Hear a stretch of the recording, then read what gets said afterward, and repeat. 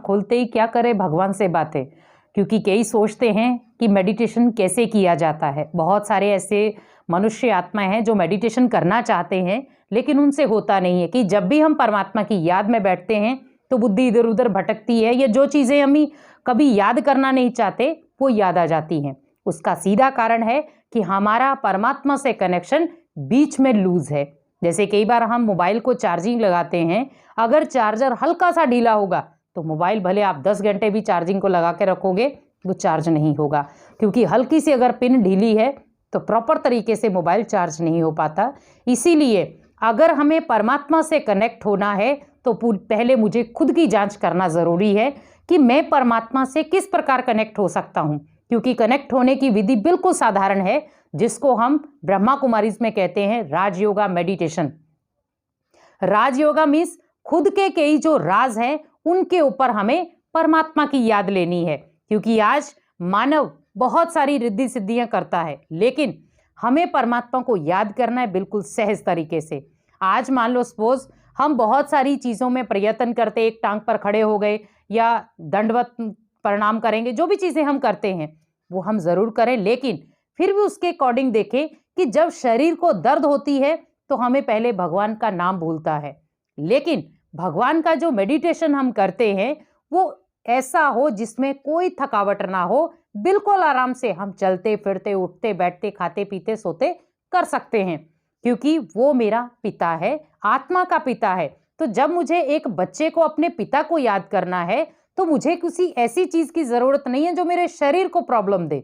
आज मान लो मेरे कमर में प्रॉब्लम है और मैं 4 घंटे लगातार बैठने की कोशिश करूं तो नहीं हो सकता है, जिसको हम कहेंगे हठ योग। लेकिन परमात्मा कहते बच्चे, अगर मान लो आपकी ऐसी कुछ प्रॉब्लम है भी तो आप लेटे लेटे भी परमात्मा की याद में मस्त हो सकते हो। उसके लिए आपको कुछ हम टिप्स बताएंगे कि जब आप मेडिटेशन में बैठते हैं तो आपको कौन कौन से अभ्यास करने हैं, जिसके अकॉर्डिंग आप इजीली मेडिटेशन कर सकते हैं। आप घर बैठे भी कर सकते हैं या कहीं बाहर हैं, या कई बार आपके मन में एकदम से कोई चिंता की चीजें आ जाती, उस समय मेडिटेशन उस चीज में क्या रोल निभाएगा। जब भी आप मेडिटेशन करने बैठें तो पहले सोचे कि जो वातावरण है वो बिल्कुल एकांत हो, जहां पर ओनली मैं हूं और मेरे ओनली पॉजिटिव संकल्प हों।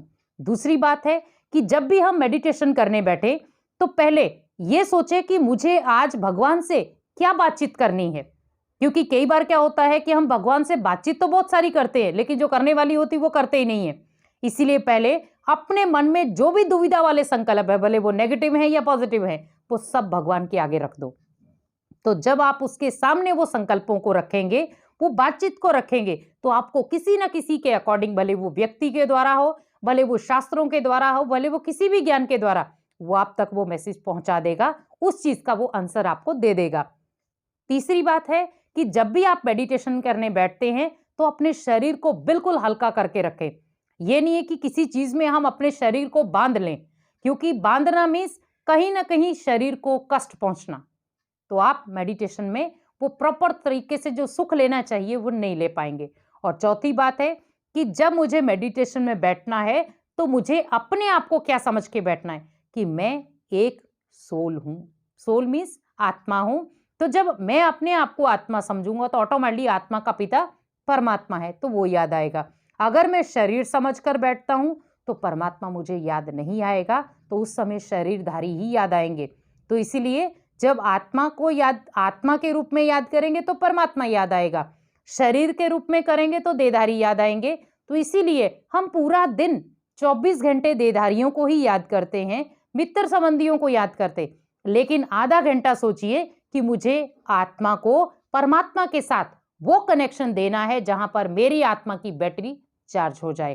तो आप खुद सोचिए कि 23.5 घंटे हमने देहधारियों को याद किया, बैटरी डिस्चार्ज हुई, और हमने आधा घंटा ओनली आत्मा को परमात्मा के साथ कनेक्ट किया और बैटरी फुल चार्ज हो गई। तो आप सोचिए उस आधे घंटे में कितनी पावर थी, और जो 23.5 घंटे आपके वो पूरे सफल कर दिया। इसीलिए दिन की शुरुआत जो है वो आप मेडिटेशन से करें, जिससे आपका तन भी हल्का होगा, मन भी हल्का होगा, और आपके अंदर के जो व्यवहार है या संस्कार है वो भी हल्के हो जाएंगे। क्योंकि कई बार हम कहते हैं कि मैं बहुत चीज़ें छोड़ना चाहता हूँ लेकिन छूटती नहीं है, तो उसमें मेडिटेशन आपका मेन रोल निभाएगा।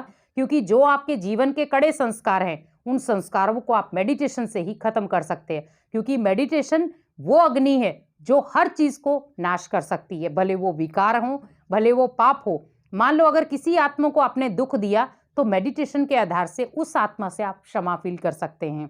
तो वो आगे आपको हम बताएंगे कि कैसे हम अनेक आत्माओं से क्षमा याचना कर सकते हैं और उन आत्माओं से हम क्षमा मांग भी सकते हैं, क्योंकि आज जब हम बहुत सारा बोझ लेकर सिर पर चलते हैं तो हमेशा हमें मेडिटेशन करने में दिक्कत होती है। तो हम कई बार कहते भी हैं कि जब मैं परमात्मा की याद में बैठता हूँ, क्योंकि बहुत सारी आत्माओं ने हमसे क्वेश्चंस किया था कि जब हम मेडिटेशन में बैठते तो मेरे सिर दर्द होता है या कई बार बॉडी पेन होती है। उसका सीधा कारण है कि बहुत सारी आत्माओं का बोझ जो है वो आपके ऊपर आ गया है, इसके कारण ये चीज़ें होती हैं।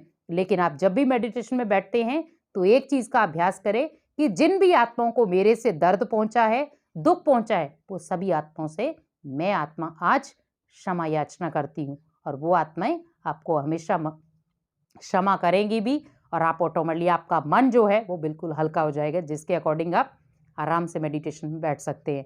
तो आगे आपको फिर हम बताएंगे कि कैसे आपको मेडिटेशन के आधार पर ही अपने पापों का नाश करना है, या जब आप किसी मित्र संबंधी के पास जाते हैं जहाँ पर आपको लगता है कि ये मेरे लिए अच्छा है या बुरा है, तो कैसे परखें उस चीज़ को। तो इसीलिए मेडिटेशन को अपने जीवन का हिस्सा ज़रूर बनाएं और दिन की शुरुआत आप मेडिटेशन से ही करें, ताकि आपकी आत्मा में फुल बैटरी चार्ज हो सके। ओम शांति।